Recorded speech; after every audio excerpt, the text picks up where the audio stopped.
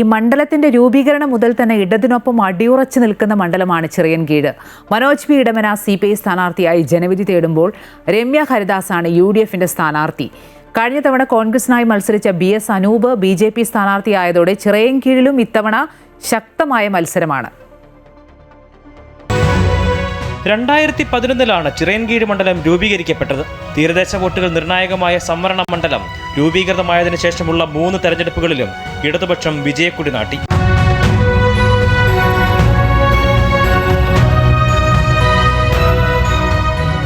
CPI നേതാവ് V Sasi 2011 ജയിച്ചത് 12,225 വോട്ടിന്റെ ഭൂരിപക്ഷത്തിലാണ്.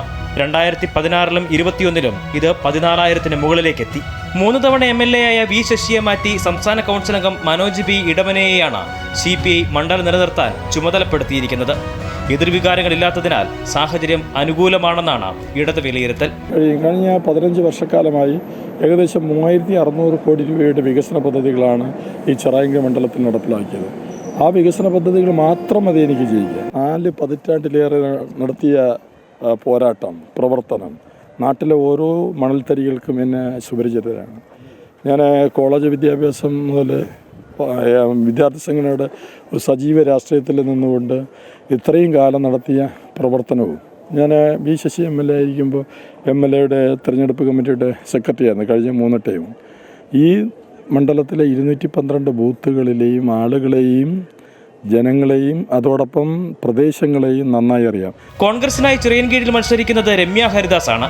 ചിറയൻകീഴിൽ രമ്യ ഹരിദാസിനെ കോൺഗ്രസ് പരിഗണിച്ചത് പ്രാദേശിക എതിർപ്പുകൾക്ക് കാരണമായിരുന്നു. കോലം കത്തിച്ചുവരെ പ്രതിഷേധിച്ചെങ്കിലും നേതൃത്വം തീരുമാനത്തിൽ ഉറച്ചു നിന്നു. പ്രചാരണം ശക്തമായതോടെ തർക്കങ്ങളെല്ലാം അലിഞ്ഞില്ലാതായി എന്നാണ് കോൺഗ്രസ് കണക്കുകൂട്ടുന്നത്. തെരഞ്ഞെടുപ്പ് പ്രവർത്തനങ്ങൾ UDF കൃത്യമായിട്ടുള്ള തയ്യാറെടുപ്പ് നടത്തിയിട്ടുണ്ട്.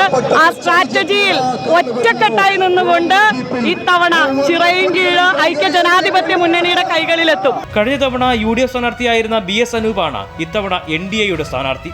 രമ്യയെ സ്ഥാനാർത്ഥിയാക്കിയതിലുള്ള എതിർപ്പ് പരസ്യപ്പെടുത്തിയാണ് അനൂപ് പാർട്ടി വിട്ടത്.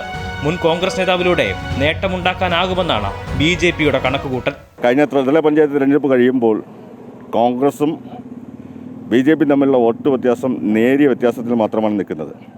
കഴിഞ്ഞ പാർലമെൻറ്റ് തിരഞ്ഞെടുപ്പിലെ റിസൾട്ട് പരിശോധിച്ചാലും അത്രയും തന്നെയാണ് നിൽക്കുന്നത്. ഇപ്പോൾ 2 പഞ്ചായത്തിൽ ഭാരതീയ ജനതാ പാർട്ടി അധികാരത്തിലുണ്ട്. അഴൂരും മുതാക്കലും. മംഗലാപുരത്ത് ഒപ്പത്തിനൊപ്പമാണ്. കടയ്ക്കാവൂരും ചിറയൻകീഴും BJPയുടെ വോട്ട് ഷെയർ വർദ്ധിപ്പിച്ചിട്ടുണ്ട്. തീരദേശ മേഖലയിൽ പോലും BJPയുടെ വോട്ട് ഷെയർ വർദ്ധിച്ചു വരുന്നതാണ് നമ്മൾ കണ്ടുകൊണ്ടിരിക്കുന്നത്. ലോക്സഭാ തെരഞ്ഞെടുപ്പിൽ നേരിയ മുൻതൂക്കമുള്ളതും 2 പഞ്ചായത്തുകൾ പിടിച്ചെടുക്കാൻ കഴിഞ്ഞതും UDFന്റെ ആത്മവിശ്വാസം വർദ്ധിപ്പിച്ചിട്ടുണ്ട്. അഴൂർ, മുതാക്കൽ പഞ്ചായത്തുകളിലെ ഭരണം ലഭിച്ചത് BJPയുടെ പ്രതീക്ഷയും വർദ്ധിപ്പിക്കുന്നുണ്ട്. എന്നാൽ 3 തവണയും ഒപ്പം നിന്ന ചിറയൻകീഴ് നിലനിർത്താനാകുമെന്നാണ് ഇടതുപക്ഷത്തിന്റെ വിലയിരുത്തൽ. എന്തായാലും ചിറയൻകീഴിൽ ഇത്തവണ പോരാട്ടം കടുക്കുമെന്നാണ് വിലയിരുത്തൽ. അമൃത ന്യൂസ്, തിരുവനന്തപുരം.